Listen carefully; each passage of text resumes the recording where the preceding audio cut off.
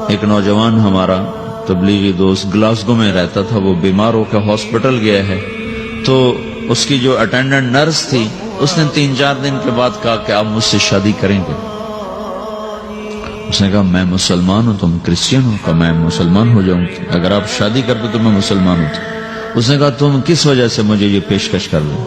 وہ کہنے کہ میں 3 دن سے تمہیں دیکھ رہی ہوں تو کہ تم نے ایک دفعہ بھی نظر اٹھا کے مجھے نہیں دیکھا، میں نرس ہوں، میری زندگی یہاں گزری ہے، میں نے کوئی نوجوان ایسا نہیں دیکھا جو لڑکی کو دیکھ کے نظر جھکا لیتا ہو، میں پہلی دفعہ اپنی زندگی میں کسی کو دیکھ رہی ہوں کہ جب اس کے سامنے میں آتی ہوں تو اس کی نظر جھک جاتی ہے، تو مجھے یقین ہو گیا تیرے اندر سچائی ہے۔ تو مسلمان ہو گئے۔ اس نے آگے کتنی بچیوں کو مسلمان کیا۔ پھر اشفاق احمد صاحب مرحوم تھے، یہ ڈرامہ رائٹر، ان سے اچھی سلام دعا تھی میری، تو ایک دن مجھ سے کہنے لگے کہ میں تبلیغ کے کام سے متاثر ہوا ہوں انگلینڈ جا کر، پاکستان میں نہیں، انگلینڈ جا کر۔ تو میں ایڈنبرا میں پارک میں بیٹھا تھا، میری بیوی میرے ساتھ بیٹھی تھی، تو ایک جماعت آئی، انہوں نے آ کر اذان دی مغرب کی اور نماز پڑھی۔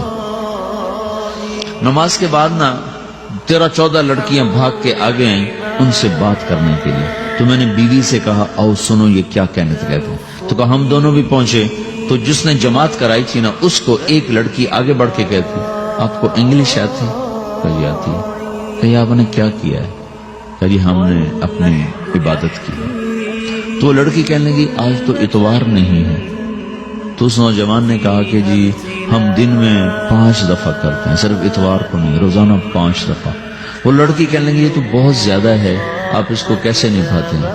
تو اس نے اس کو جواب دیا، 2-3 سوال اس نے اور کیے، جواب دیا۔ تو کہنے لگی اچھا بہت مہربانی، اس نے سے ہاتھ بڑھایا آگے ملانے کے لیے تو وہ نوجوان کہنے لگا میں آپ سے معافی چاہتا ہوں، میں آپ کو ہاتھ نہیں ملا سکتا۔ تو اس لڑکی نے کہا کیوں؟ کہ یہ ہاتھ میری بیوی کی امانت ہے اور کسی کو نہیں لگ سکتا۔ تو لڑکی کھڑی تھی، وہ زمین پہ گر گئی، صرف اس بہت وہ زمین پہ گر گئی، کھڑے کھڑے وہ زمین پہ گر گئی اور وہ بچوں کی طرح رونے لگی پھوٹ پھوٹ کے، اور کہنے لگی وہ لڑکی کتنی خوش قسمت ہے جس کے تم خامد، کاش یورپ کے مرد بھی ایسے ہی ہوتے۔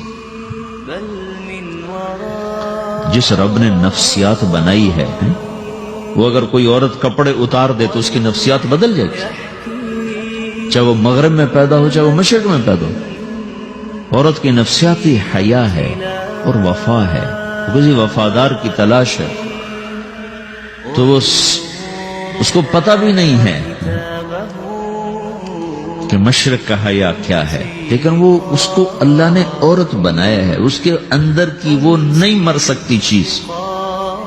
کاش یورپ کے مرد بھی ایسے ہوتے۔ اور آنسو پوچھتی ہوئی وہاں سے اٹھ کے چل دی۔ تو اشفاق صاحب مرحوم کہنے لگے میں نے اپنی بیوی سے کہا بانو آج وہ تبلیغ ہوئی ہے کہ لاکھوں کتابیں بھی چھپ جاتی، وہ کام نہ ہوتا جو یہ نوجوان اپنے عمل سے کر لیا۔ تو میرے عزیزو کٹی پتنگ نہ بنو، اپنی کٹی پتنگ کی منزل کوئی نہیں رہتی۔ اللہ اس کے رسول کے ہاتھ میں اپنے ڈور دے کے چلو، اللہ اس کے رسول کی غلامی میں اپنے آپ کو چلاؤ تو اللہ تمہیں بھاگ لگائے گا، عزت بھی دے گا۔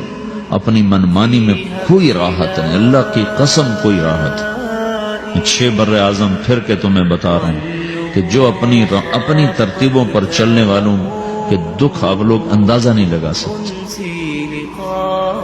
چلنا ہے تو اللہ اس کے رسول کی زندگی کو اپنا کے چلو، اللہ تمہاری دنیا بھی سکھ والی بنائے گا، آخرت بھی سکھ چین والی بنائے گا۔ لیکن یہ سیکھنا پڑے گا، سیکھنا پڑے گا۔ تبلیغ اس کو سیکھنے کی محنت ہے اور اس کو آگے پہنچانے کی محنت ہے۔ تو یہ عمر ہے، اس وقت ساری دنیا اسلام کے لیے تیار ہے، چونکہ نظریاتی طور پر دنیا شکست کھا چکی، کسی کے پاس کچھ نہیں۔